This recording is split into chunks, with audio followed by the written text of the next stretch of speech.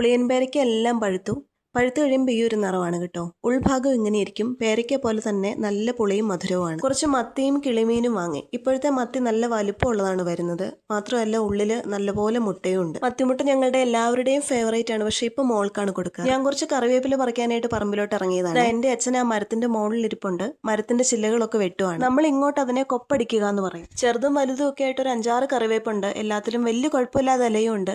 ഞാൻ എല്ലാത്തിൽ നിന്നും കൂടി ഒരു പിടി പറിച്ചെടുത്തു. കണ്ടോ, ഇത് 2 ദിവസം കൊണ്ട് തീർന്നു പോകും. അത് കഴിഞ്ഞ് നോക്കിയപ്പോൾ കാട്ടുപാവയ്ക്ക് കുറേ ഉണ്ടായി കിടപ്പുണ്ട്. ഉണ്ടാകുന്നതൊന്നും ഞങ്ങൾ കളയാറില്ല. അതുകൊണ്ട് അതും പറിച്ചെടുത്തു. ചിലതിന് അത്യാവശ്യം വലിപ്പമുണ്ട്, ചിലത് തീരെ ചെറുതാണ്. നിറച്ചു പൂക്കൾ ഉണ്ടായിട്ടുണ്ട്. അപ്പോൾ ഇനിയും ഉണ്ട്. ഈ കാട്ടുപാവയ്ക്ക് കയ്പ് വളരെ കുറവാണ്. കണ്ടോ പീസ് ലില്ലി പ്ലാന്റ്.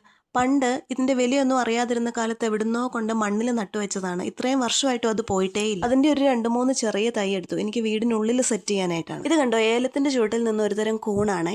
ഇത് കഴിക്കാൻ പറ്റുന്നതല്ല, പക്ഷെ കാണാൻ നല്ല ഭംഗിയുണ്ട്. ഒരുപാടുണ്ടായിരുന്നു. നമുക്കാണെങ്കിൽ ഇപ്രാവശ്യം കഴിക്കാൻ പറ്റുന്ന കൂണ് ഉണ്ടായതുമില്ല. ഇതാണെങ്കിൽ കഴിക്കാൻ പറ്റത്തുമില്ല. ഇങ്ങോട്ടൊക്കെ പറമ്പിലോട്ടൊന്ന് ഇറങ്ങിയാൽ ഒരുപാട് വെറൈറ്റി കൂണുകൾ കാണാൻ പറ്റും. അങ്ങനെ കുറച്ച് കറിവേപ്പില പറിക്കാൻ പോയ ഞാൻ പറമ്പിൽ നിന്ന് കുറെ കലേഡിയവും പറിച്ചു, 2-3 പീസ് ലില്ലിയും പറിച്ചു. കിളിമീൻ കറിയാണ് കേട്ടോ വെച്ചത്. മത്തിയുടെ മുട്ട കുഞ്ഞിന് വാഴയിലയിൽ ഫ്രൈ ചെയ്ത് കൊടുത്തു. മുള്ളുള്ളത് കൊണ്ട് മത്തി കൊടുക്കാറില്ല ഞാൻ. കറിവേപ്പില പറിക്കാൻ പോയത് ഇതാ ഈ സ്പെഷ്യൽ ഐറ്റം ഉണ്ടാക്കാൻ വേണ്ടിയിട്ട്. ഫ്രൈ ചെയ്യാനായിട്ട് ഉണ്ടാക്കുന്ന അതേ മസാല, കുറച്ച് കുരുമുളക് പൊടി കൂടുതലിട്ട്, എന്നിട്ട് വാഴയിലയിൽ മടക്കി പൊതിഞ്ഞ് അപ്പച്ചെമ്പിൽ വെച്ച് നല്ലപോലെ ആവി കയറ്റി വേവിച്ചു. എന്നിട്ട് വീണ്ടും വെളിച്ചെണ്ണ ഒഴിച്ച് ദോശക്കല്ലിൽ തിരിച്ചു മറിച്ചു വിട്ട് ചുട്ടെടുത്തു. സത്യം പറയാലോ, ഭയങ്കര ടേസ്റ്റ് ആയിരുന്നു.